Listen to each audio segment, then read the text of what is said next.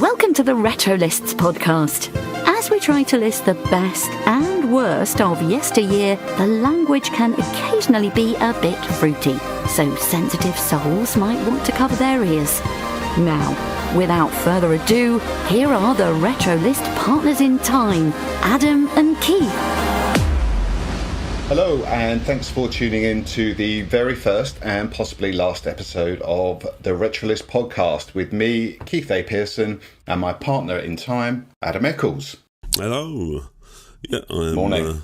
I'm very pleased to be here, and hello world. Hello. You don't sound as excited as I thought you might. I should stress it is early. It's 11 a.m. On a Saturday morning. I think it's fair to say that neither Adam or I are morning people. No, very much not. Right. So I suppose we should probably jump in and tell people what Retrolist podcast is about. I'm not entirely sure we know at this juncture, do we? Well, not, yeah, make it up as you go along. That's how we have a vague idea. Yeah. I think what... probably a good place to start is maybe tell the listeners who we are, apart from just two dour, middle-aged blokes. Yes. We should maybe also say what it isn't, right? Which is very much not the news, current affairs, politics, religion, anything that people, might get offended by or... well, necessarily. Which is everything, really, isn't it? Which is everything these days, yeah. But definitely not politics, that kind of stuff. So, yeah, this is supposed to be fun, escapism, and a bit of a laugh. Well, no one told me it was supposed to be fun. Drop that one in. Yeah, I'm sorry about that. But I have a few laughs, I think. That's a bit of escapism. Yes, indeed. From the shit show that is modern life. Absolutely. Okay, so that's good. So I think people have got a gist now, although we will be coming back to that a little later, so we can ascertain, or the listeners can ascertain, if this is the right podcast for them. So I suppose some people may not know who we are. In fact, probably most people don't know who we are. Forbid. So... why don't you kick off and just give people a little bit of background about who Adam Eccles is? Yeah, so I am indeed Adam Eccles. I am an author of currently 7 books, but that hasn't always been the case, obviously. Going back through my life, I always kind of felt like I wanted to write books, but it wasn't really until 2018 that and actually got talking to you on Twitter that you sort of made me realise that it was possible and it was something that I could do, and so I did, and here we are 7 books later, right? And it's gone quite well. I'm very happy. It's kind of life-changing in a way, and it's weird, but also very cool. It's fun as well. Writing something that's completely fictional is a big escape from life as well, right? So, and it's, put jokes in, it's always a bit of a laugh, right? So, outside of that, I'm a techie. Very much, my entire life has been techie related. I work for a large global computer company. I won't bore you with the details, but I've been doing that for 17 years. And you love your work? Yeah, to a certain extent. I get to travel occasionally. I get to play with high-tech computers and stuff, and meet customers that are quite interesting sometimes. Some I can't talk about, so it's fun. Yeah, it's interesting. And on top of all that, my whole life has been I'm into comedy. I'm sarcastic, cynical, and I would say a hermit. I've been hiding away here in the west of Ireland for 25 years now. I'm very happy I did that. What's that word you use to describe yourself? Misanthrope. Misanthrope. Oh yeah. Misanthrope. I had to look that up, I've got to be honest. And I thought, well, okay, that possibly... Is that on my profile? I can't remember. I think it's on one of your profiles, yeah. Misanthrope. Right. Yeah, well, yeah. I just like to hide away here in the middle of nowhere. But yeah, it's all good. Just touching on your book, going back to the books, and possibly the reason why we've ended up doing this is I think it's fair to say that we both have an interest in the past, and particularly with time travel novels. Indeed. So how many time travel novels have you written? I suppose it depends how you count, right? Because certainly 2 of them are very much definitely time travel. One of them is kind of contentious, I suppose, and some people say it is, and some people say, well, it's not really, in the reviews, and they seem to get quite angry about that as well. People do get angry, don't they, about in reviews, which is why I don't read mine anymore. Indeed, well, that's a good idea. But yeah, so I suppose 3 out of 7. Some of the others are not sci-fi at all. More sort of rom-com. I suppose I sort of drifted around the genres before I sort of settled on something, and I think time travel is what I'd prefer to write. The last book wasn't really that, although somebody in a review said this is a nice time jump. It was so no, it isn't. What are you talking about? Okay, whatever. 5 stars. Was it 5 stars though? Oh yeah. So I'll let That's it off. okay then. Fine, say what you fine. like. Just as long as we get those 5 stars. If you think it was, then fine. But yeah. So yeah, time travel certainly, and yeah, my the first time travel book was Need a Little Time, and that was going back to 1990, which is probably my favourite sort of era. I think I was 16 then, and just starting out in the world, really. It's interesting, isn't it? With time travel, the periods that tend to appeal the most to readers are the ones that coincide with generally their teenage years. I think there's such seminal periods for all of us that, my first book was set in 1986, so I was 15 at the time. And you're just sort of coming into that period of young adulthood and, first loves and, the music, and which kind of brings us on to what we didn't actually get around to telling anyone, which is the point of this podcast. Yes, right. Yeah. We seem to have overlooked that minor detail. So what is the Retrolist podcast? Well, every episode, I keep saying week, and we can't promise to do it every week, but so we're going to go every episode. We will pose a retro-related question. For example, name an item of tech that was once revolutionary, but is now obsolete. So the idea is to sort of look back on the past and sort of compare it to where we are now. So whilst it's retro related, what I think we didn't want to do was just do one of these sort of look back on the old days and talk about our favourite crisps or favourite 80s album. Been done. Yeah, exactly. I think everyone's probably a bit bored of just hearing about Snickers the past. versus marathon. Yeah, exactly. So I think what we wanted to do was really sort of just get under the skin of the past a bit more. So what we will be doing is Adam and I will. So we have a question to answer, and Adam and I have to provide 3 answers. And those answers will then go on to the retro list, which we'll publish on Facebook and Twitter. And then you, our lovely listeners, can pitch in, tell us how wrong we are, or agree with us. Yes. And then obviously the following week or following episode, we want to sort of have some level of interaction, or we hope to have some level of interaction. So if no one's listening, that could be troublesome. Yeah, you need to listen. At least one. So hopefully someone is listening to this, and what that one person could do then is post stuff on Twitter, and let's hope it's not the same person who left that review. No. Yeah. I thought this was a podcast about caramel or something. Yeah. Yeah, I should probably tell people who I am, really. Go on, I was wondering, who are you? Who am I? So I write under the name Keith A. Pearson, probably because that's my name. Right.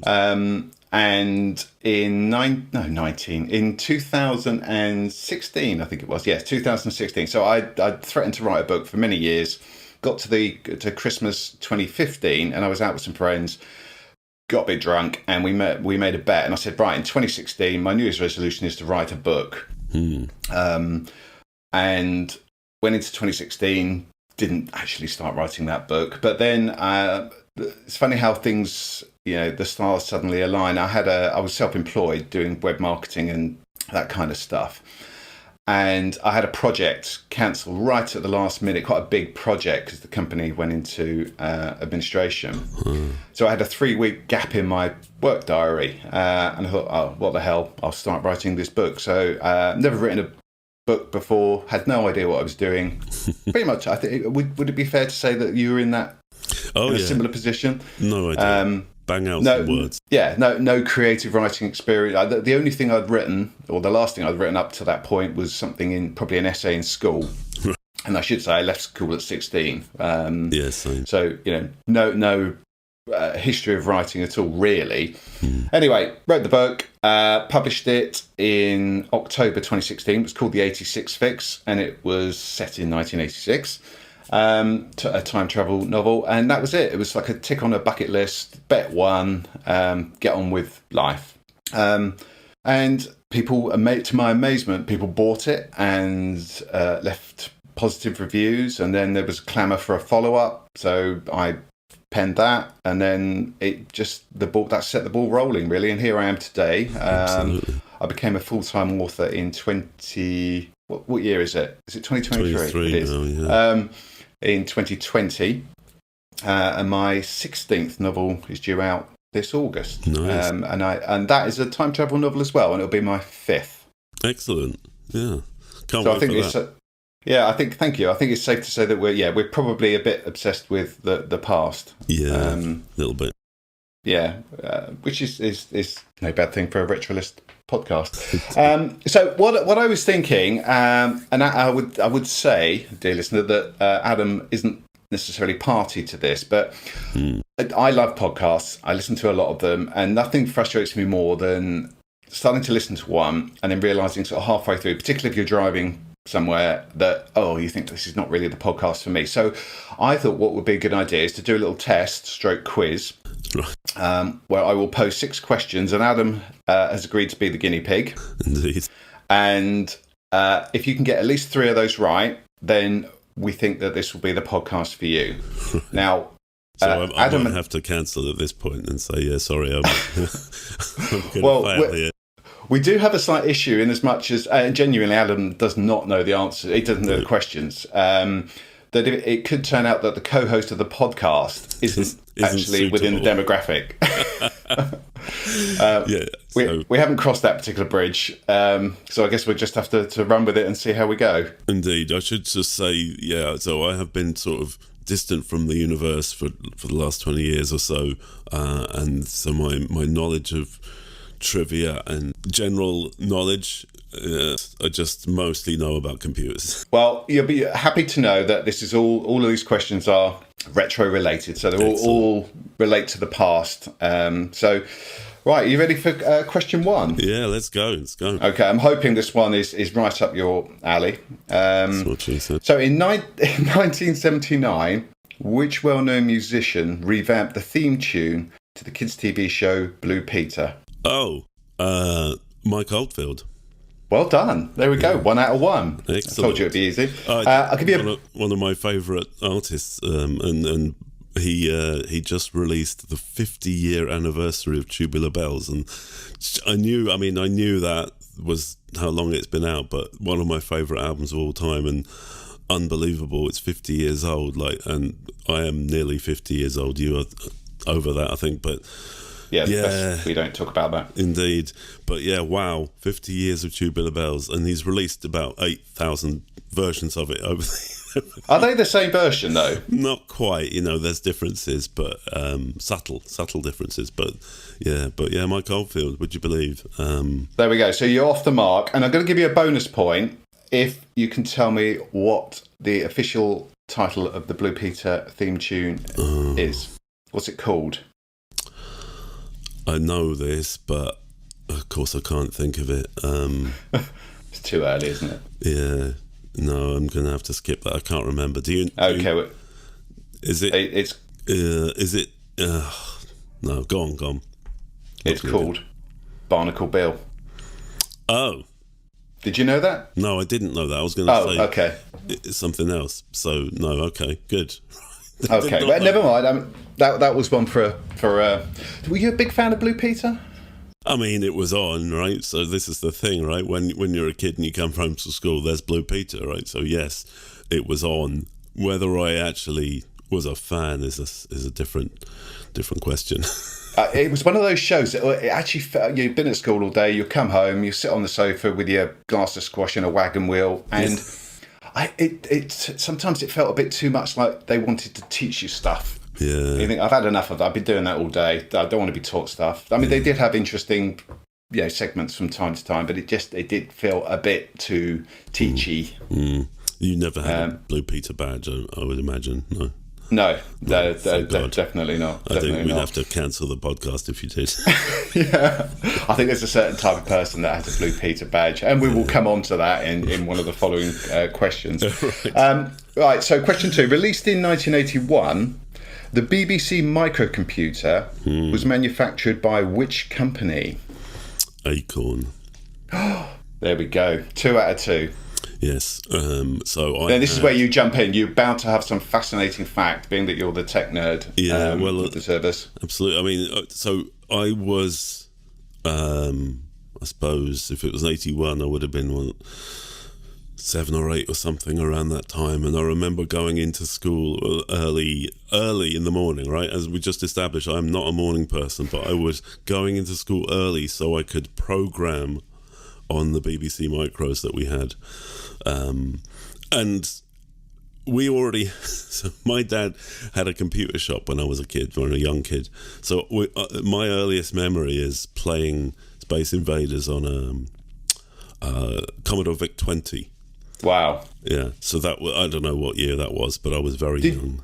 Did you know that at one point 80% of schools in the UK had a BBC microcomputer? 80%. Absolutely, yeah. That's incredible, right? And that's probably why people are technically savvy at the moment. I mean, do you think?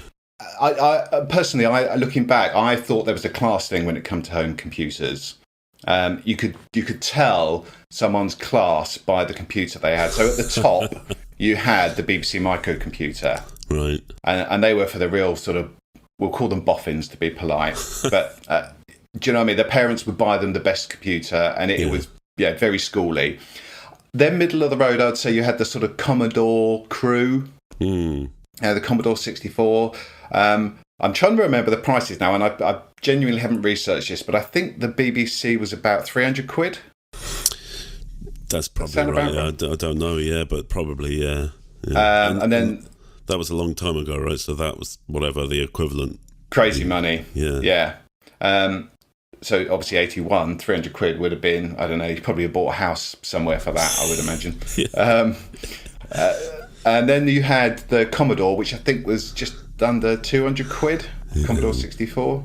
And then you had the sort of Spectrum, which was Speckies. 129. Right. There we go. I mean, I'm plucking figures out the air, so I may be wrong. So please don't write in and write in. So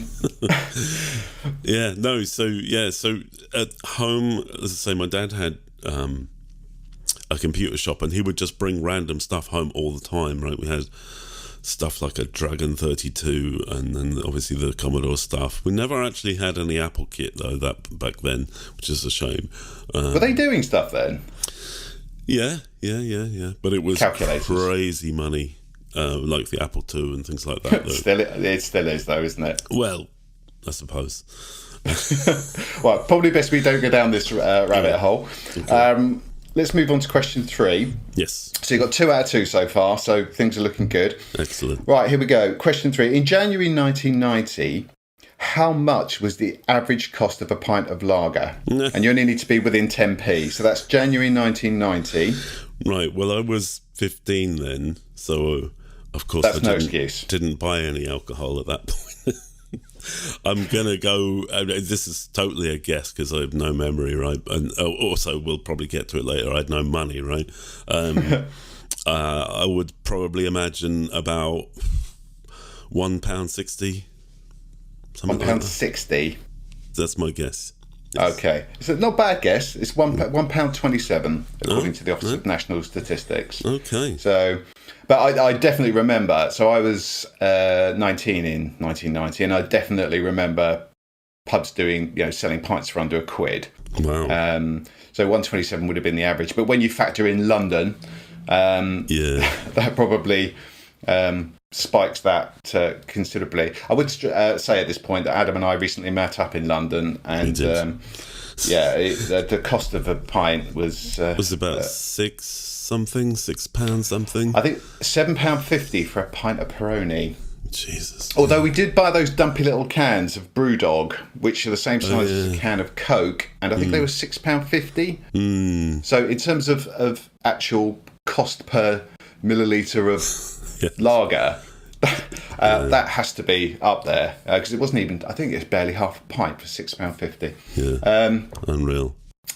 Anyway, so there we are. So £1.27. If you got within 10 pence of that, then you can have a point. But unfortunately, Adam was a little bit off. So still 2 out of 3. So question 4. Okay, which confectionery product used the advertising slogan "Melts in your mouth, not in your hand"? Minstrels. I'm impressed now. Yeah. I am impressed. Were you a Minstrels fan? Oh, I still am. Yeah. Really? Yeah. I mean, I don't really eat them very often, but that's, and because of the lack of melting in your hand, is why I like them. Yeah. I think I prefer a Revel. But they put those toffee. I was going to swear then.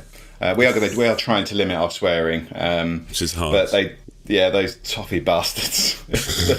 There we go. Just get it out there. Start as we mean to go on. So I do love a Revel, but not the toffee ones. Well, there you go. You've got 3, so that's excellent. Great. So you are definitely. Carry on. Yeah, you can carry on, and I'll move on to question 5. Right. So in 1981. The presenters of the multicoloured swap shop. Do you remember that? Not really. 1981 again. So you'd have been 7. I don't know if you would have been a fan, but it was Noel Edmonds, Keith Chegwin, and Maggie Philbin. Right.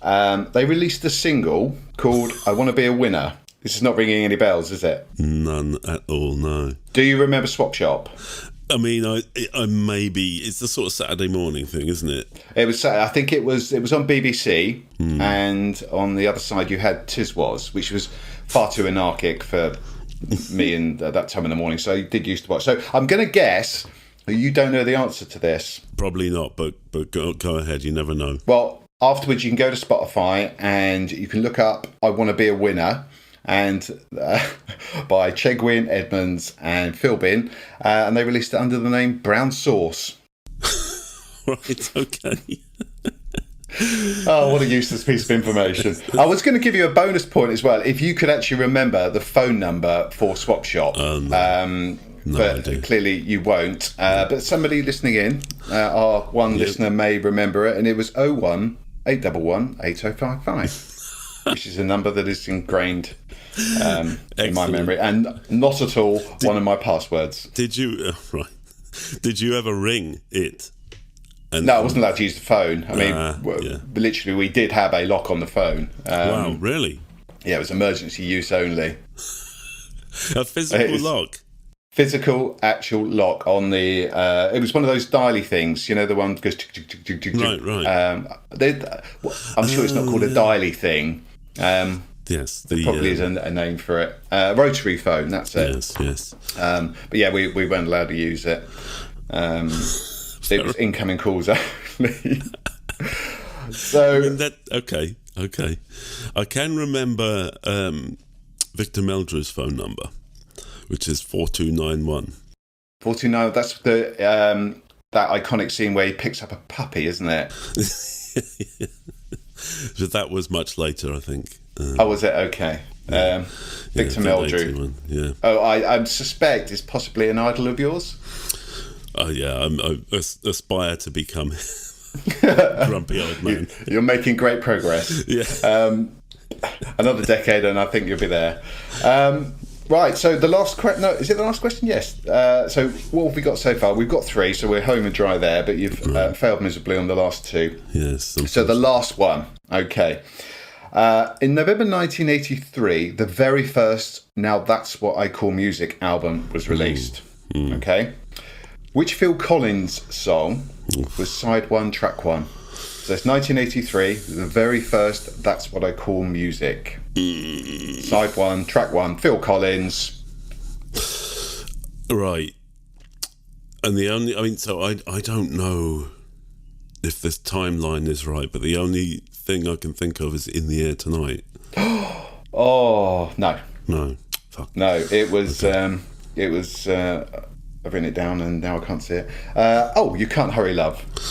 The cover of the... Was it the Supremes, I think, did it originally? I'm guessing. But probably something. Yeah, that was the very first track on... I'll give you a bonus point, though. If you can tell me, without Googling, what number, if we're just looking at the numeric albums, the "Now That's What I Call Music" albums, do you know what number we're up to today, as of today? I don't follow that stuff, right? But I would imagine, like, if it's 80. Do you want a clue? Yeah. There's more than 9. More than 9. It's not a very helpful clue, is it? Okay. Well, let's go with, like, 78. No. 114. What? Yeah, 114. Although they have rebranded, and it's called... Now that's what I call Formulate Dross. Right, yeah. I did buy, I think, every single one up to about probably the mid-90s, I think. Wow. Were you a fan of the albums?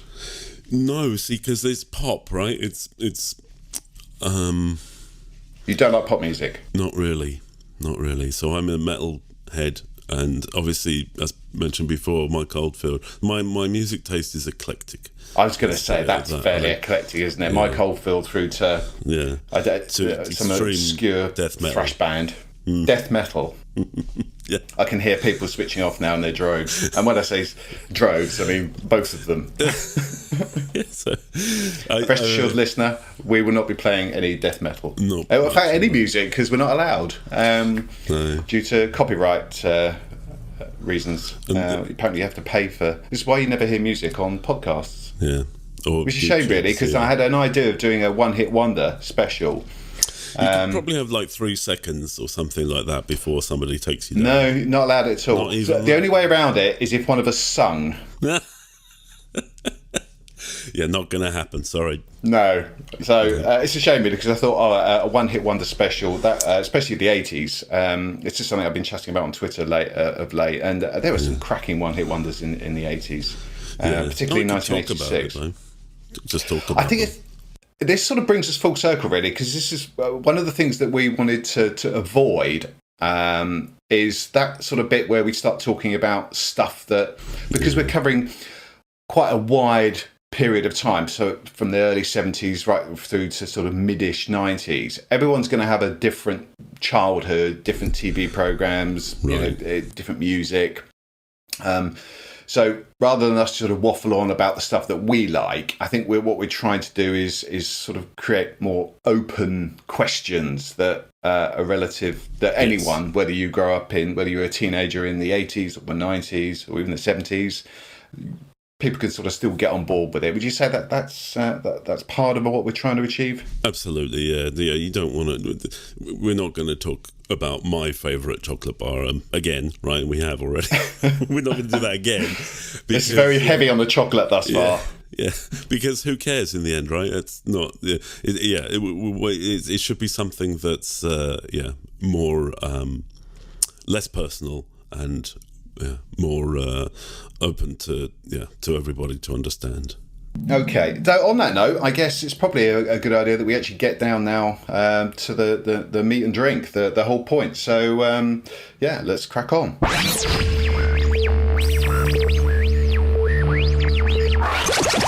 Okie doke. Should we probably tell people what this week's question is? That's a good idea. I think that might be useful. So, and I had written it down, and let me just shuffle through my notes. Do you have it to hand? Somewhere. This is so amateurish, isn't it? we have the whole setup for the podcast, and neither of us actually bothered to remember the key piece of information that we need to impart. Well, life is complicated, but I have got it here. Okay, excellent. Seminal life moments that Gen Z, or Z, however you want to pronounce that, will never experience. I was going to say, should we clarify what we mean by Gen Z? Is it Z or Z? I'm going to go Z. I would say Z, but the world is becoming Americanized, and so people. Okay, but not this podcast. No.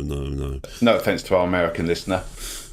We don't have an American listener. We barely have any English listeners or British listeners or listeners. I've forgotten where we were. So we're gonna tell people what Gen Z is. Okay. Yes. And again, I haven't got it. Oh, yes, I have. Oh, there it is. Okay, so it's anyone born between 1995 and 2012 would be Generation Z. How old are your kids? 7 and 9. So okay. So what are they? What's after Z then? They're Gen Alpha, apparently. Going round again. Yeah, it goes all the way around. Mine are 21 and 25, so they are definite Gen Zs. And I think this question sort of came about because my son's moved out, but my daughter still lives at home. Right. And many a time I've sort of made a reference to something and she's not really had any clue what I'm talking about. So I thought it's a good idea to sort of start the podcast off with something that sort of compares the generations to how things have changed. So do you want to kick us off? Yes, indeed. Okay, so and this might sort of set the theme for the day as well, in that I think the abundance of modern life sort of brings about as well an apathy, and when you're overwhelmed with choice, you kind of just can't choose anything, right? So to set the scene, when I was 16, I had left school. I was at college in Cornwall, attending catering college. So I was learning to be a chef back then. Long story, never mind. But I lived in a horrible bedsit near the college, right? I mean, extremely horrible, right? Had no money. Like, when I say no money, like 10 quid a week, probably maximum. And I had you were rich. I had a motorbike. I used to live on £4 and threepence. I have no idea what that is. So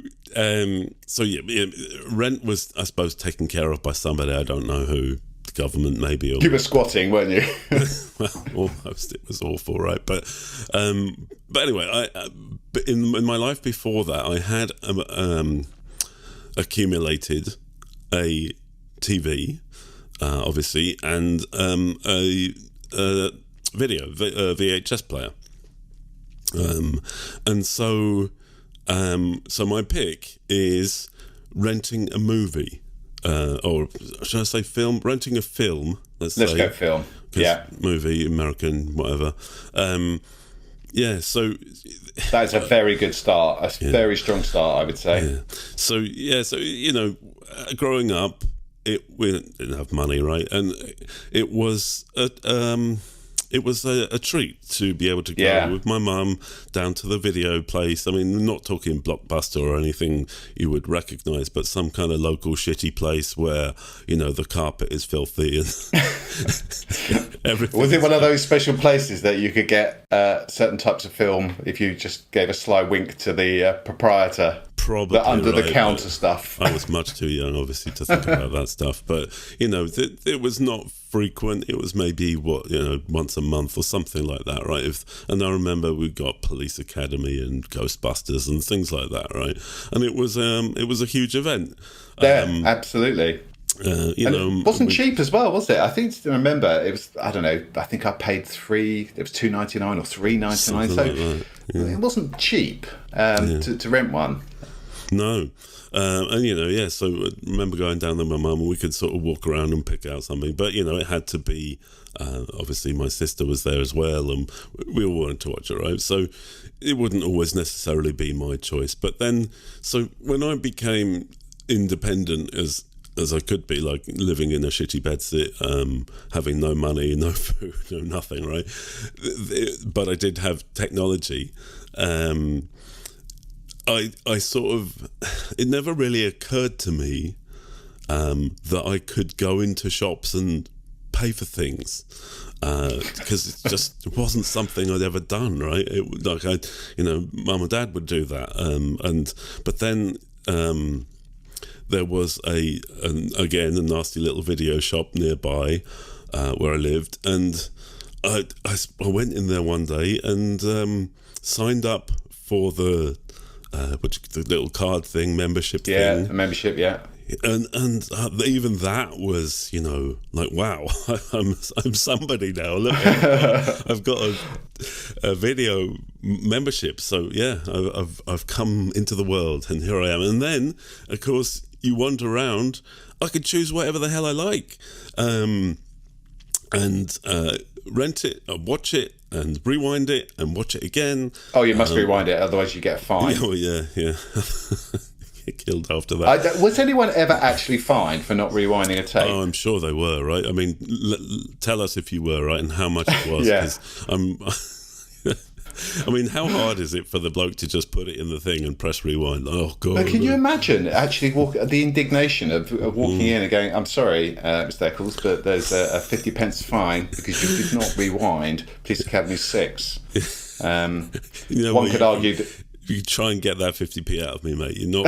Yeah. It's not going to happen. It's not a good thing, is it? I mean, it's not a big deal, is it? Rewinding it. I mean, No. in the big scheme of life, but clearly it was something that frustrated a lot of video shop owners to the point where they would actually levy fines on you. Yeah, it's strange what people care about, right?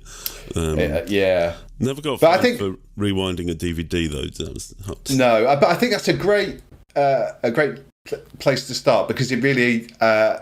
When I think about it, it's a whole generation, including both my kids, who will never, ever have that experience of a Friday evening going to the video store, buying a bag of popcorn, realising that all the best movies are already out, and you having to settle on some terrible B-movie crap. But you would sit and watch it because you'd paid £3, and there was, you were going to watch it come hell or high water. It's a bit like music, wasn't it? Nothing was disposable back then. You paid something, you were going to consume it, even that crappy popcorn. So I think that is, that's a brilliant start to our first episode. Exactly, and my kids today absolutely will not understand that, right? If they want to watch something, I just get it for them, and in 5 minutes it's there, and they can watch it, and it. It's totally different. As I say, the abundance of information and the internet and just having everything at your media, is. I mean, it's great in one sense, and the technology is amazing, and how we've developed the world to be able to deliver this sort of information and media to everybody immediately is incredible, right? And from a tech point of view, I think it's wonderful, but I also think it just sort of takes away from the experience, right? If you've got 100, 200, 500 movies in front of you, how can you even pick one?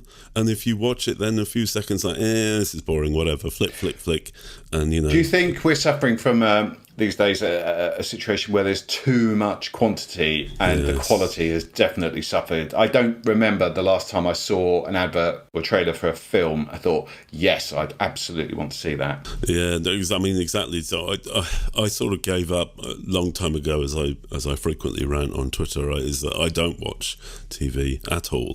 And I haven't even watched a movie for years, and I stopped about 20 years ago, and mainly because of the overwhelming horribleness of adverts, right? Just I can't deal with it, the volume of them, the repetitiveness and all of that crap. But just the programming just didn't do anything for me, and I was like, nah, I'm just not going to watch it. And at one point, I didn't even have a TV in the house. And it really felt good to be able to you're say, one of them people. Yeah, it really felt good to say, I don't have a telly and therefore I'm not paying my TV license. Go away. And after a while I got one again, because I was watching DVDs and stuff for whatever. But yeah, for a while I didn't have any kind of TV in my house, and it was great. Well, on that note, I think we should commit that one. Yes, so as we're going to say, I hereby commit renting a film to the retro list. Excellent. Right, so I suppose it's my turn. Let me get my little list.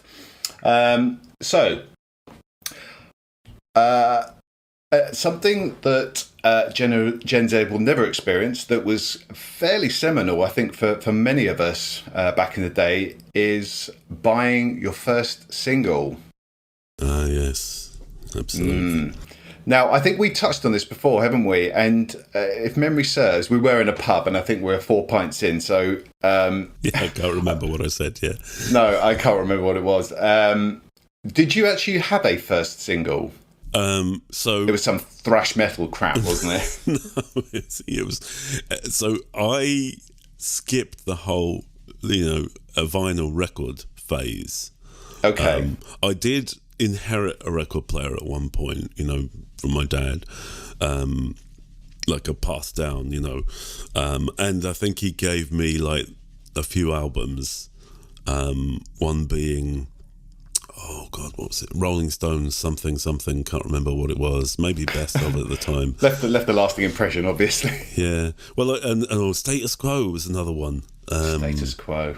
Like the golden hits or something like that. These are albums, though, aren't they? Yes, albums. Yeah. And another one. So, and to emphasise the eclecticness, the other one that really that I really loved and still do was the Planets Suite by Gustav Holst. Yeah. So completely out there, like not pop or rock, but classical, and still, extremely emotional, wonderful album. But yeah, so my first single, I can't think. You can't remember? No. Well, you're no good, are you? I mean, you've just completely undermined my first entry. More of an album person. But okay. Yeah, what was I will share with the world. I do remember mine. But before I come on to that, I will say that when people are asked this question, they normally give. I think there's a tendency, depending on what their first single was, to tell a lie, because a lot of people bought a single when they were like, I don't know, 9, 10, basically a child. Yes. And that was generally some awful, really embarrassing, like, I don't know, Grandma or Winifred's Chicken Song or something. Yeah. And then they bought something later on when they were just tipped into their teenage years. So I have a friend who I won't name for fear of embarrassment, but he claims that his first single was the Beastie Boys' No Sleep Till Brooklyn, which was a very cool song to own as your first single. Okay. Yeah, I know for a fact that that was not his first single at all. And I'm trying to remember the title of it. I think, what was it? It'll come back to me. But it was a novelty record, a really terrible Mr. novelty Blobby record. Or something. Yeah, it was a bit earlier. I think it was late 80s. No, it wasn't. It was early 80s. No, way before that. So we're going back to the early 80s here. And I think it might have been Dennis Waterman.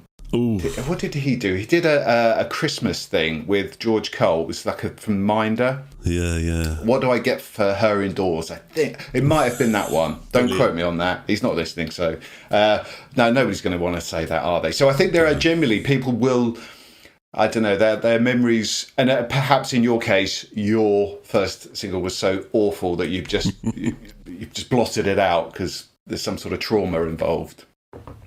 But yeah, maybe.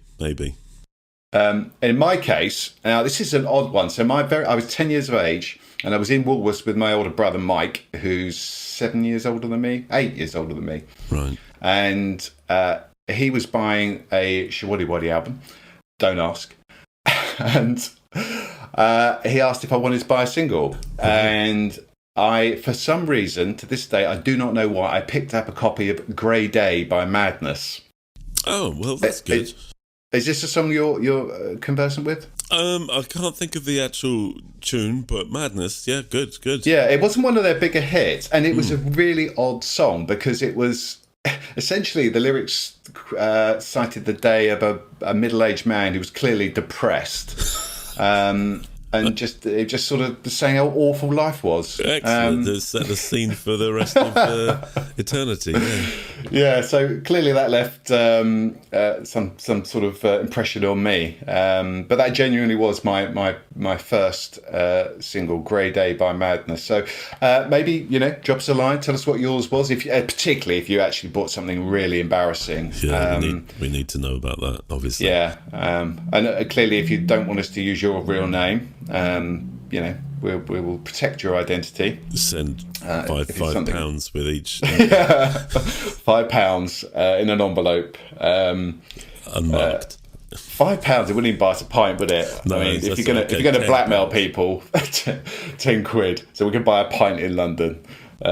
Or two halves anyway.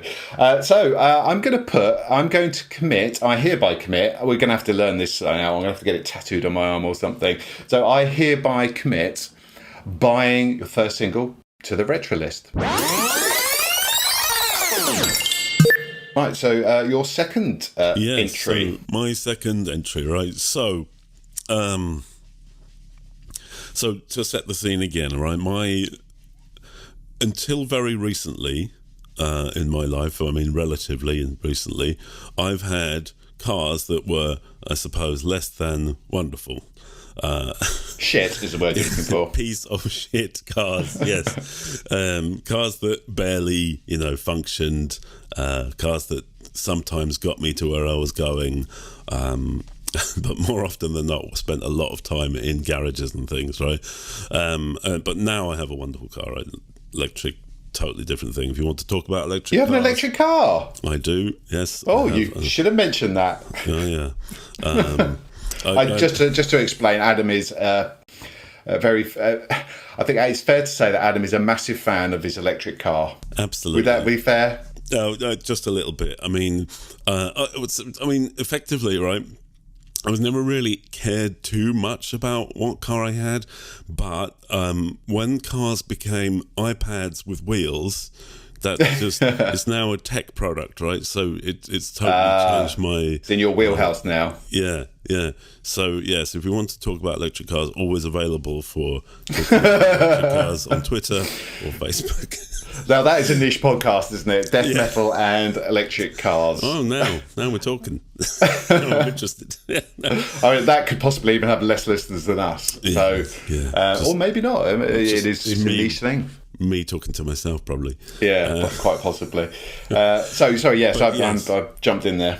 But I've always, as well, right, to set the scene, is I've always kind of lived outside of any kind of town, right? So in the country usually. And you know what that means is that, that as a kid, you're stuck at home because where are you going, right? It's too far to walk anywhere, and you just have to wait for your parents to take you somewhere, right? There wasn't such a thing as public transport where I lived, right? And even if there was, I had no money, right? But when I got to be 16, my birthday present was, and again, we had no money, right? So I had to stump up half the cost of this, right? My birthday present was a Yamaha DT50, so a motorbike, but it didn't run at all. It was £100. I had to put in 50, and then I suppose my father and we spent months then making it into a working vehicle, right? And that included a lot of me standing around in the cold,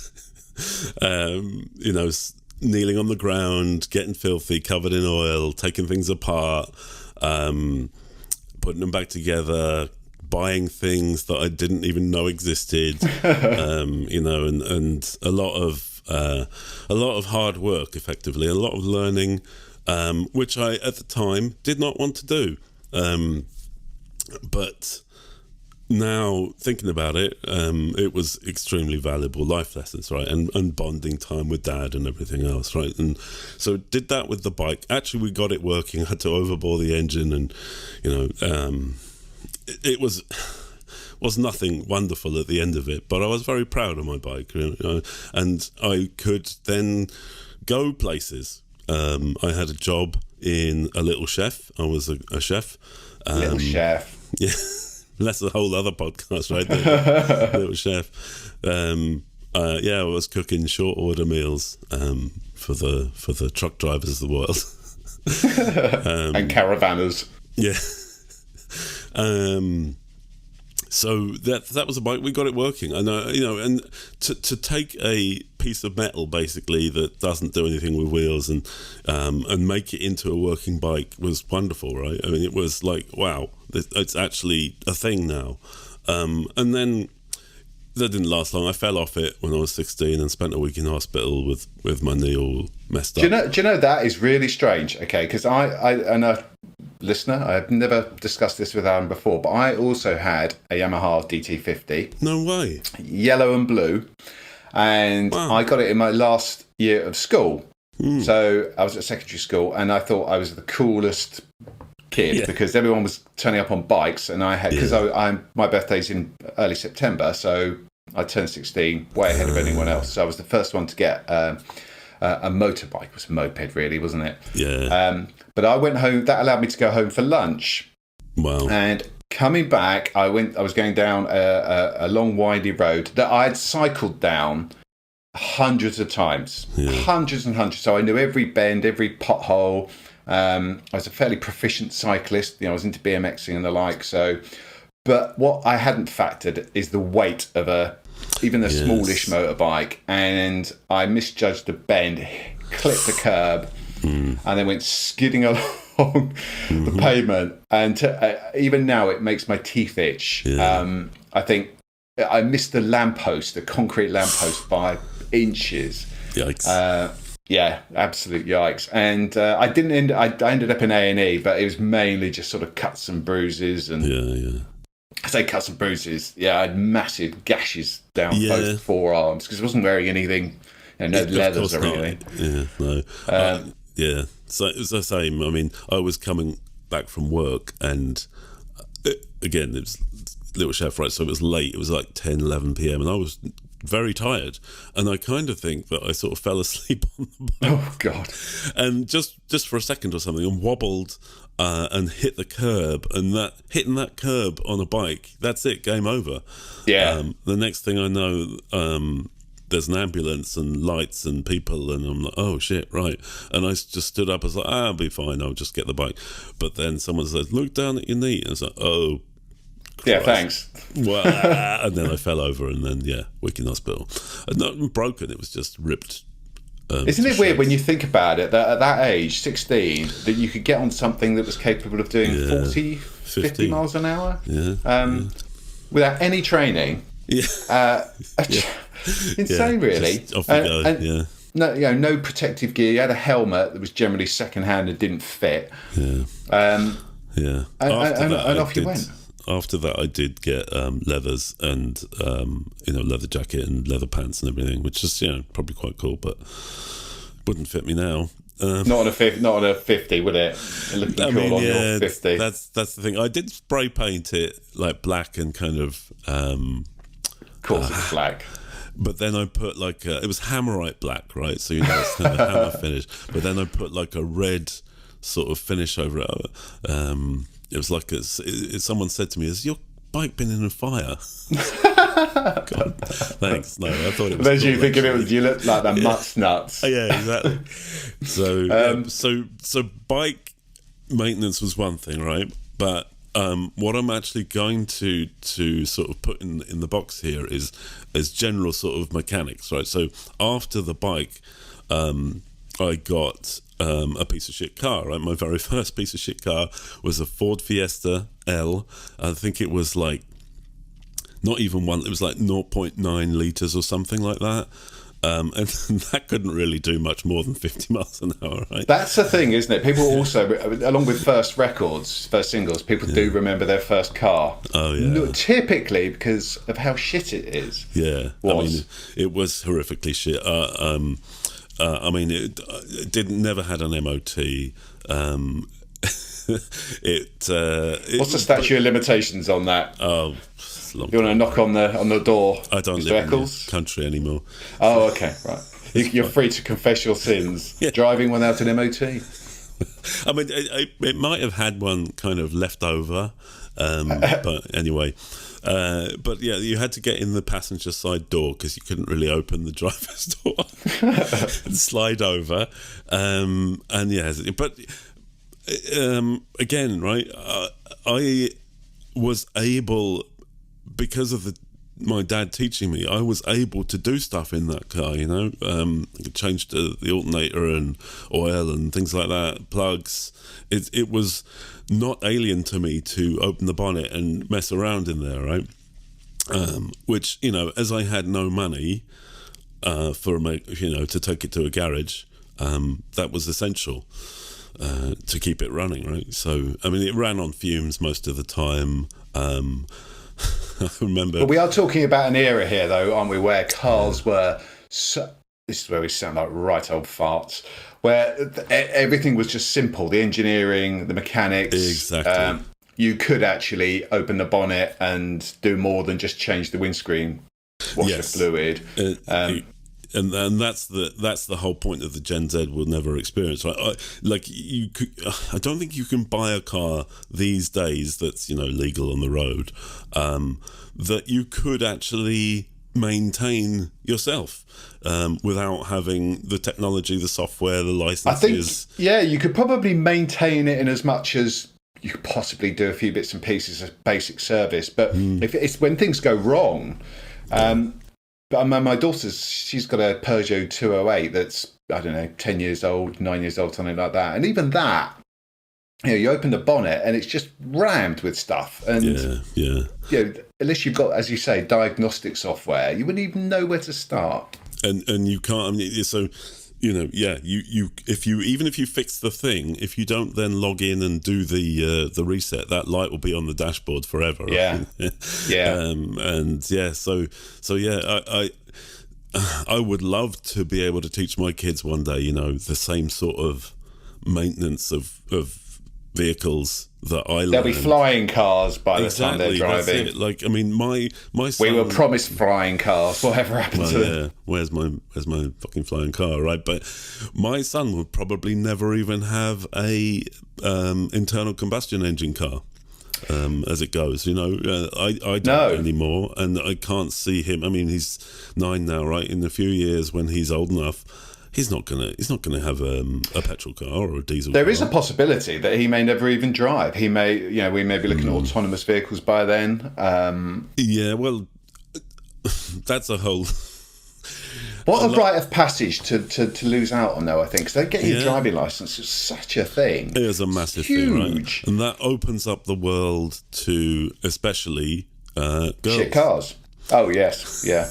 Right? Because it's independent. And boys. Because you can, if you want, you can go and do what you need to do, right? So, and do it in your car. You can't do that on a push bike. Oh, don't know how we're now on the subject of dogging. I don't know how we got here, but it wasn't called that back then, right? It was, back in the good old days, we didn't have to give everything a label. No, exactly. We'd just go out and have sex in a country lane, and that was that. Say no more. Oh, on that bombshell. So I'm going to. I hereby commit car maintenance with Dad to the retro list. Excellent. Right. Okay. So hopefully by now, dear listener, you have got a sort of a general feel for what this podcast is about. Whether you continue listening remains to be seen. So let me come up with my second choice. So this one is being served in a pub when you're underage.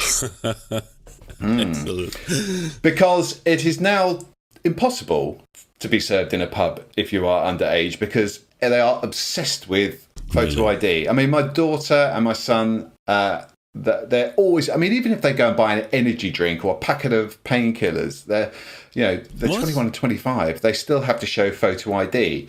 So the chances of getting into a pub, in fact, I have actually noticed now, if you go to certain pubs on a Saturday evening, you have to, even, crusty old types like us, have to show photo ID. Are you kidding me? Just because I don't know what they think we're going to do. Nod off in a corner, possibly. Just want to know who our next of kin is, our carer. Yeah, he's going to die in the corner. Then please, here's your insurance do not details. resuscitate. Yeah. Wow. But back in, so you've obviously confessed that you had no money for beer, but I was 15. A lot happened in my life when I was 15, and I went to a pub called the Castle, which was not too far from where I lived, and I strolled in. I was 15. Didn't make any great effort, and they were very happy. And I think I drank 3 pints of Skoal, I think it was, which is just awful. But when you're 15, you didn't care. What unfortunately happened, I did this venture on my own, just to sort of prove that I could do it. And then one or two of my friends started tagging along, because I went to school. So I went to the Castle last night, had a couple of beers, trying to sound the big man. Hey. And of course, one or two tagged along, but it got to the point, I think there was about 7 or 8 of us, and the landlord was like, nah, something's going on here. They ruined it. I think the fact one of us turned up in a school uniform probably didn't help. But it was fairly common back in the day. I would hazard a guess that anyone who is over the age of 40 has at some point managed to purchase an alcoholic beverage in a pub while they're underage. Yes. But no chance of that happening. None at all. I didn't even realise that. I mean, I suppose I haven't been that age to think about it, right? But yeah, so last time I was ID'd in a pub was in America somewhere, and they just seem to ID everybody there for some reason. Like, even if you go up to the thing and you buy 2 drinks, you have to show the ID of the other drink person as well. Well, that's caught on over here now, because if you go into a shop and you're with somebody who looks underage, and I've done this again, I've been in a supermarket with my daughter who is over age, and she's had to show her ID because she's with me and I'm buying alcohol. Wow. It's madness when you think about it. I mean, I'm going to say this, and this is a phrase that you will no doubt hear throughout forthcoming episodes, and I'm going to say it: never did us any harm. Exactly. I mean, and in civilized countries like France and things, they easily contentious, but yeah, it's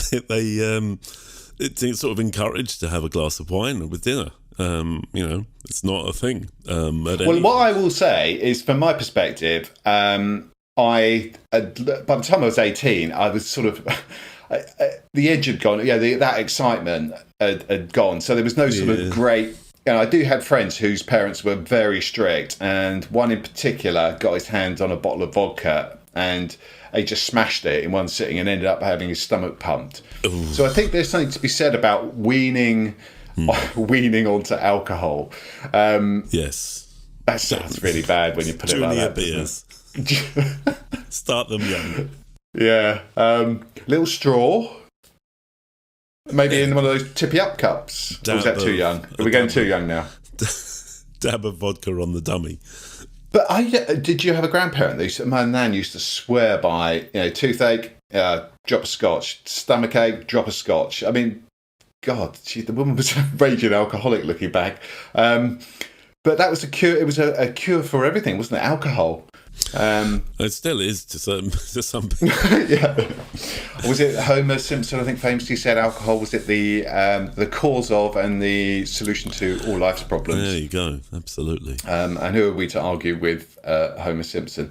So I'm going to commit underage drinking to the retro list. Right. So my final pick, and this, let's rewind again, right? So I grew up with tech and computers my whole life, right? So as I said, my first memories is playing Space Invaders on Commodore VIC-20 back in the day, right? And had computers all the time, my entire life, basically. But they were disconnected. They were standalone things. And if you wanted to play a game, you'd have to buy it, right? You'd have to go to a store or a shop, pick up a thing, a tape or a disc or something, and bring it home and put it into the thing. I even remember I had an Acorn Electron at one point, and somebody bought me like a magazine type thing where it had code that you typed in. So literally a game that you typed in the basic code yourself. The magazines, you used to be able to buy magazines that had something similar, that every week they would be, just think back, got the patience. How? I know. Well, I did it once, right? And but I think, as I recall, it was like an adventure game type of, text adventure game, right? Oh, it's just one where, pick up the hat, yes, no, do something, and then, yeah. But as I had typed in all of the questions and answers, you know the answers. I just I already knew what the game was, and of course, so I typed it all in and maybe played it for a few minutes or whatever, and then you come to actually try and save it. And all day, right? All day, I've been typing this bloody code in, and probably made like 100 typos along the way, and it didn't work, and you have to go back, and so then you try and save it, and of course there's no hard drive, there's no disk, it's saved to a tape, and that never ever worked. so you try. I had a. Go on.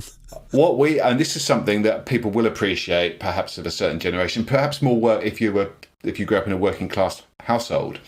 But I would spend all day, coming up with something in writing out a program in BASIC, and then the electricity would go out because somebody had to put a coin in the meter.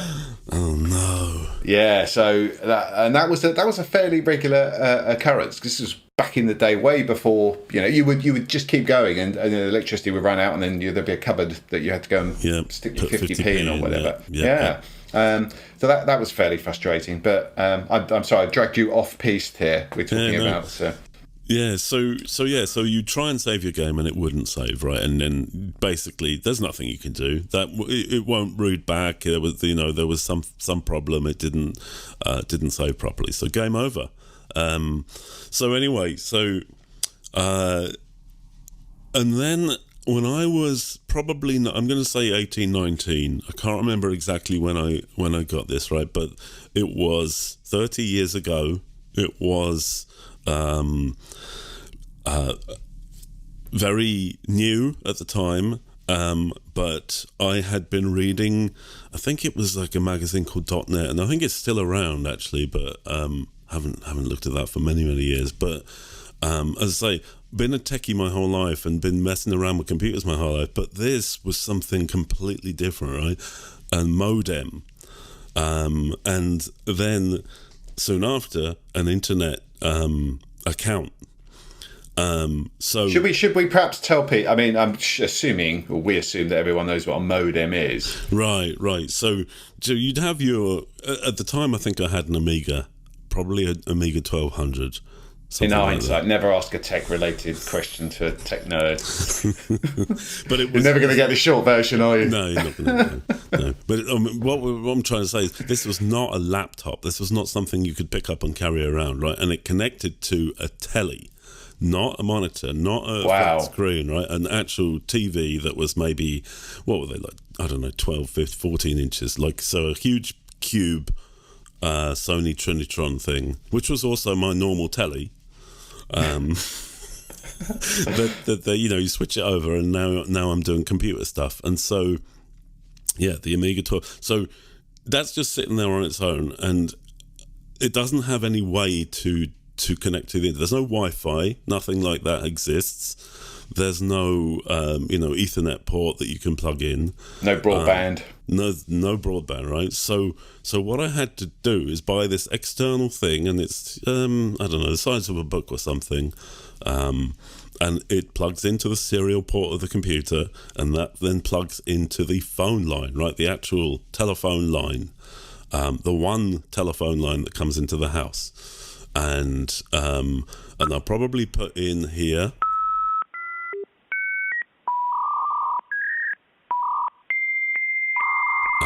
If you hear that, then it's going to be a memory. If you remember that noise, the beep beep. I'm guessing what it is, but I think I've got a fair idea. Yeah. So you'll remember, like, that is burnt into my memory, right? It's the horrible noise that the modem makes until it actually connects. It's a handshake, right? So it picks up the phone line, it dials the number, which was to Demon Internet. So it should rewind. I lived in Cornwall at the time.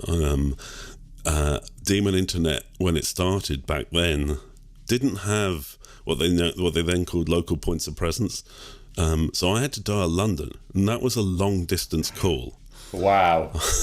Again, I had no money, but I was dialing so you'd try the dial.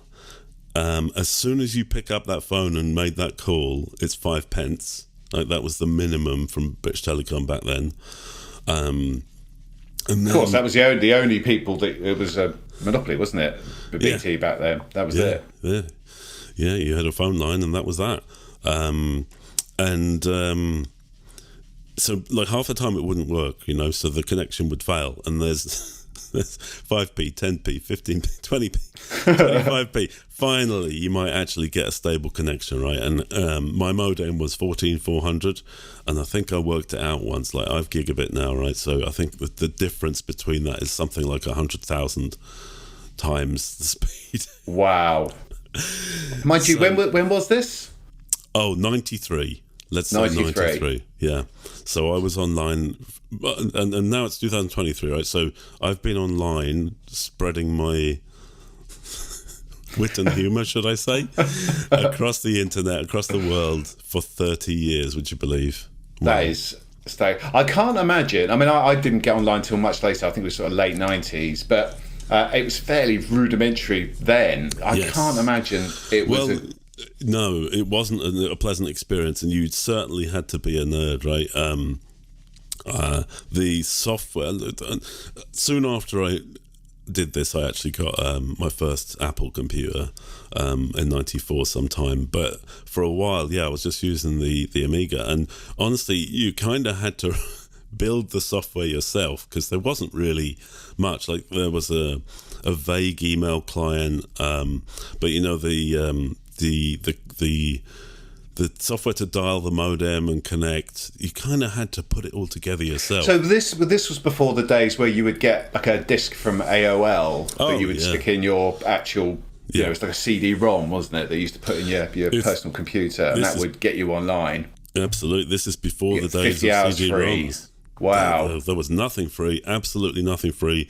And you had to build it yourself. There was no, like, I had to figure out, what, I forget all the terms now, right? But basically the protocols to connect. Yeah. And then, I remember Usenet was a thing back then, right? So that's effectively kind of, if people don't know, it's like a forum. It's like a Facebook, but it's just very, very basic text. But so Usenet was the thing. You'd go to Usenet groups, and they'd be themed along a topic, and a lot of them would be just people killing each other, flame wars and all that sort of rubbish, right?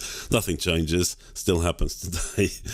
But so I had some kind of vague client for that, and I remember typing the words over and over and over and over, NNTP kick news.demon.co.uk, and you had to try and kickstart the news server to actually download your up. So this is people don't get, right, is you would connect to the internet, you'd get stuff, send stuff and then you disconnect.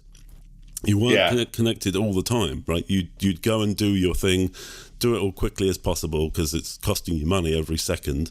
And disconnect. So you'd have to try and you'd download all your updates and send all the things that you'd written and then disconnect. Then you could go and read it in peace with free. I was going to say you'd send emails, but who were you sending emails to in '93? I did. And again, you're right. I had nobody to send an email to, but there was a chap who'd written a book, and I forget the name of the book, but it was a kind of techie book about how to actually do all this stuff that I was reading. And the chap's name was Davey Winder, or Winder. Never knew that. But so he had put his email address at the end of this book, and I just emailed him and said, "Hello, this is my first email." And I'm a stupid teenager, right? So, and I was surprised, but he actually wrote back and said, "Yeah, it works. Thanks." Wow. It's like, wow, cool. I'm here. I've made it. So what I was saying is, the transition from a static computer on your desk that you can play games, you can do stuff, you can write documents and send letters and whatever, right? But changing that into a gateway to the world was certainly a wild experience. It changed everything, and I don't think that that modern generations appreciate that, because if you grow up with an iPad like my kids have, and Wi-Fi is just ubiquitous. There's like if the Wi-Fi 4G, goes down 5G, if the Wi-Fi is off for 5 seconds, you hear about it. Dad, can't connect to Roblox. Yeah, okay. You're like, so it's certainly. It's certainly something that kids won't understand. Like that change, that the amount of money I spent on phone bills, because of course I got onto IRC, Internet Relay Chat, which is like chat rooms, basically. Yeah, chat rooms. Wow, they were a thing, weren't they? Yeah, but you had to obviously be online all night, right? So, the other wonderful thing, right? If somebody downstairs picks up the phone because they want to ring somebody. You are immediately disconnected. There's nothing you can do. It's like, oh no, gone. That's it. And of course, then you can't call until they have finished their call back. You were talking to somebody, and bang, gone. Now, I'm going to say that this is particularly pertinent because I think what we were talking about as far as retro is concerned, I think we come to the sort of decision that pre-internet. So this is a really good bookmark, I think, for when life really just changed, and it obviously changed at different times for different people. But when I think of the past, I tend to think of life sort of pre-internet and post-internet. So I think that's actually a really good place to sort of say, well, we consider retro everything up to this sort point, or to very, I would 90s. Say. Yeah, quite probably, because even then, those apart from a few uber nerds who had access to the web in 1993. No, there was no web, by the way, no web. Okay, right, yeah, sorry. There was FTP, there was email, there was Usenet. The web was. I remember going up to London to an internet cafe, and they had Netscape Navigator, and that was like, wow. I don't think there was. Maybe there was some kind of very, very basic web client, but that was wow. Pictures and text? You kidding me? Wow. And of course, it was GIFs there. Not JPEG hadn't even been invented at that stage. So, 256 color GIF was might take an hour to load. To what end? Well, indeed, yeah. A really terrible picture of Susie Quattro. I don't know Samantha where I was going to say. I was going to say Samantha Fox. Wow. We should probably move on from that point. Indeed. So yes. So I think my first dial-up modem was absolutely a seminal experience. By the way, it got zapped by lightning at one point and had to buy another one. And the thing is, right, you've made all these friends online all over the world. Then you get hit by lightning, and you cannot connect. You cannot tell these people that you've disappeared because you got zapped. So I just had to buy another one. I can't imagine that these. I suppose you had to go somewhere like Tandy or.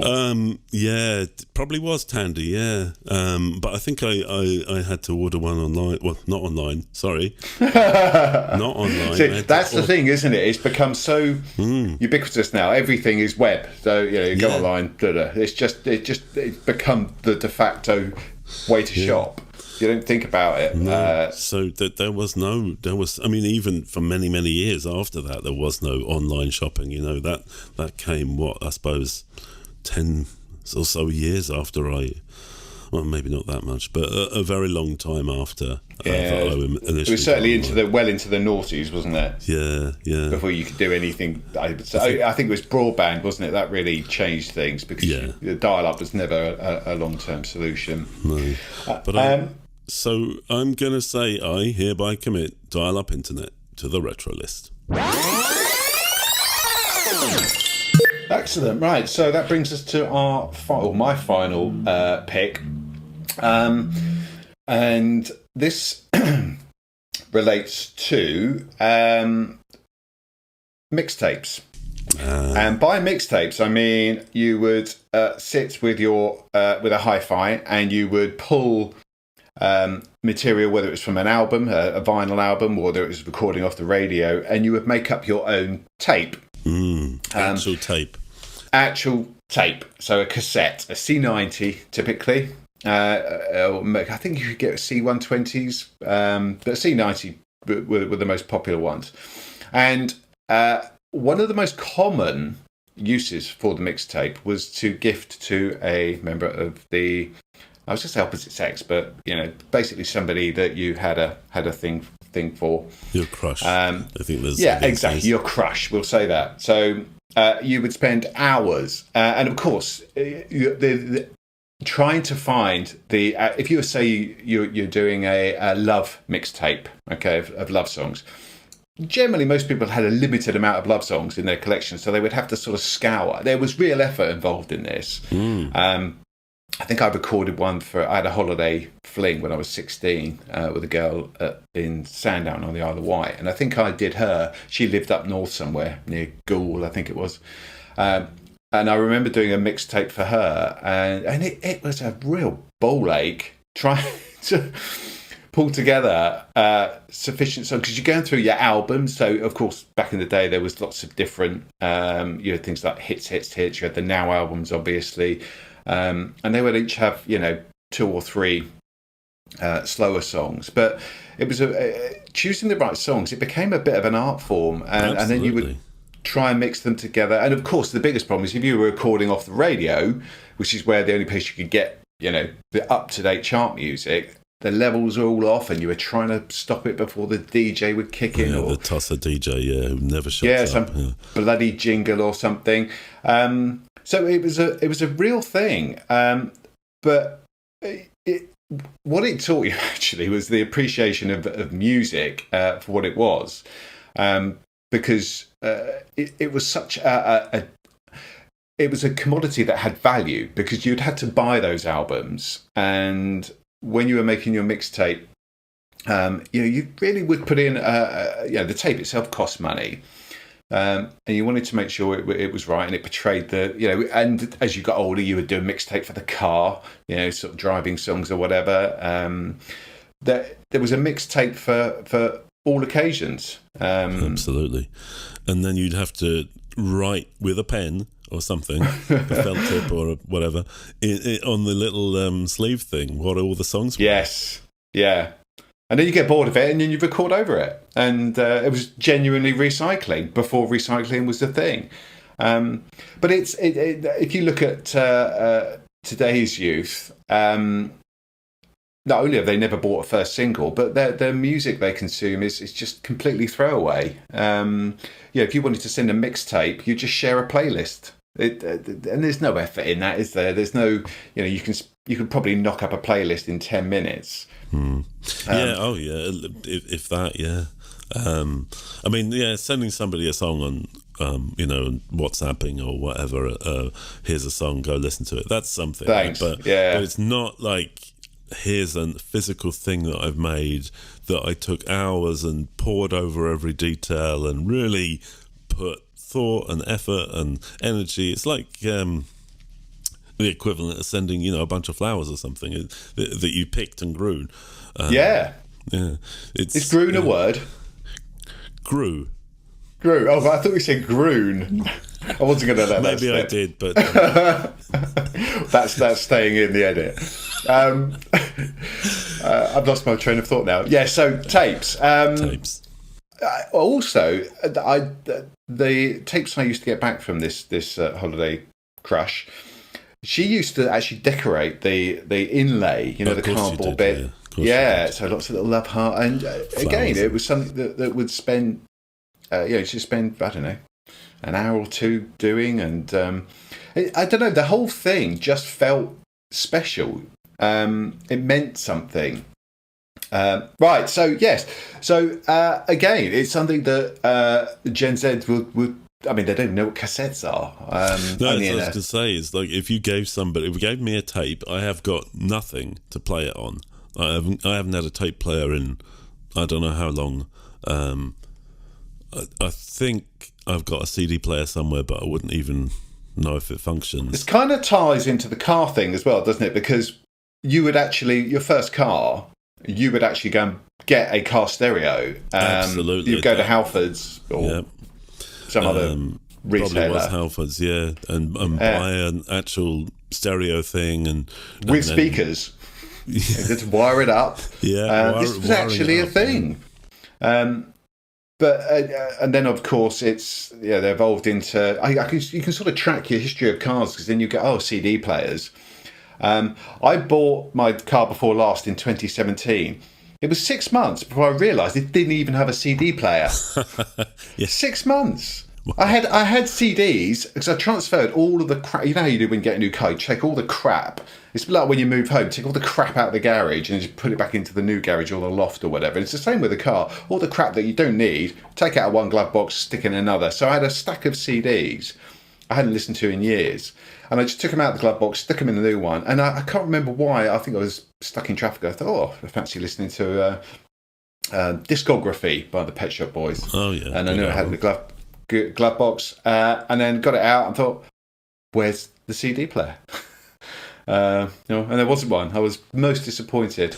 Yeah. Did you ever have one with the CD caddy thing was in the boot? Yes, I had a Passat with one of those. 6 CD auto changer. Well, you were the man then. Wow. That was such that was a reps car, that one. I think it was a company car from memory. It was such a dour thing to drive. But remember taking the front of your stereo off and keeping it with you all day because somebody would nick your car otherwise. Yes, 100%. I had a Golf GTI, which again was a company car, and it had one of those face-off stereos. And you used to take it off, and then it had a little case that would. Yeah. Supposed to carry that stupid thing around all day. Yeah, and it was massive. But things, if you were actually just going, I don't know, say you were going to a concert or something, you just have to carry this thing in your pocket. Yeah. I just think, what? Actually, if you think about it, the obvious thing to do is just shove it under the seat. And I'm a bit annoyed now that I carried this stupid bastard thing around. If I'd have just stuck it under the seat, any passing thief would go, no, he's obviously got it with him. Well, I don't know. Now, savvy thieves would probably check under the seat or in the glove box, right? Because who can be asked to carry that thing around? But I'm going to guess that most thieves are not particularly savvy on the basis that they're actually having to break into cars and steal shit to make a living. So I'm going to guess that they probably weren't so savvy. But you could have put it in the boot. I mean, you could have hidden it. It would have been like a game of hide and seek. We have digressed here, haven't we? Yeah. You probably won't remember then. You're driving away and where's my stereo? Oh, fuck, it's in the boot. Right. Okay. And inevitably you'd be on a dual carriageway or a motorway somewhere you couldn't just easily pull over. So you had to listen to Radio Nothing. 2 or something, or whatever it may be. But certainly, now cars have no means of playing physical music. No CDs, no cassettes, obviously. No. What was the thing before cassettes? What was it called? 8-track. Oh, 8-track, yeah. Before my time, before my time, yeah, definitely. I am aware that they were a thing. But I know very little about 8-track. So if you had an 8-track stereo in your car, and you'd like to share with us the range of albums that you used to listen to in your Ford Cortina, I'm assuming it would be a Ford Cortina. That sounds Something about like right, doesn't it? Yeah. Maybe you've still got the same car with the same 8-track in it. Does it still work? Wow, that would be a thing, wouldn't it? That would. The classic now. Yeah, they didn't seem to. They never featured it at all in my life. 8-track, but I'm sure they were a very big thing. So if you have one, please. Actually, it's something we haven't done. Actually, let me just put this to bed so we can round off the episode by saying I hereby commit mixtapes to the retro lists. Now, we've made reference to get people getting in touch. By people, that implies that there are more than one. More than one, yeah. Well, realistically, I mean, we've been talking now for probably longer than we anticipated, but we probably should tell people how they can get in touch. Absolutely, yeah. So Facebook and Twitter. Twitter would be my favourite, but whatever. And it's... I think you just search for Retro Lists, one word, Retro Lists, as well as retrolist.com, which Keith has wonderfully put together. So go and have a look at that. And yes, sorry, I'm jumping in there. The website, if obviously you're listening to this, so you know how to listen to it, but should you choose, the podcast will be available on all the major platforms, plus our website. And this is the point, I guess, where we ask for a favour. If you've enjoyed us rambling on for the last however long it is, a positive rating or review would be massively appreciated. Yes, please. And also, tell us what tell you your friends think, and family. But I would also say, if you didn't enjoy it, well, I mean, why the hell are you still listening? It would be my first question. But if you didn't enjoy it, just tell someone you don't like. Say, here, listen to this. Make them listen to it. Waste an hour and a half of their lives listening to two blokes reminiscing. But in all seriousness, if you have made it this far, thank you. Absolutely. Yeah. Anything you want to add, Adam, before we sign off? As with my books, I'd like to get feedback. Send what do you think? Was it fun? Was it interesting? Was it a load of crap? Do we sound like we know what we're talking about, or is it that we're making it all up as we go along? Yeah. Can I just say, though, if you do have feedback which is constructive but harsh, please just message us. Don't leave that in a review. We don't end up with a little 1 star saying they just two men talk shit for 90 minutes. Perhaps get in touch with something a bit more constructive. That'd be lovely. But this is a passion project for us, so we're not making any money. It's quite time intensive. We're by no means. I'm going to stress here that we are not media types. We're not media professionals. We've had no training. If people haven't guessed that by now, then I would be absolutely amazed. Yeah. myfirstpodcast.com. Yeah. It is giving off, these are two men who don't really know what they're doing vibes, I would say. But we're having a laugh, right? It was fun. Right? Exactly. That's the whole point of it. And we write books. People seem to like them. And so maybe this just either makes you like us more, or hate us even more. So, whichever one you feel. We don't care really. We're that age now. Honestly, we couldn't give less of a shit. That's it. But I think so. That pretty much brings us to the end. So thanks again for listening. Go to retrolist.com if you want any more information, and hopefully we'll see you in the next episode. Yep. Goodbye.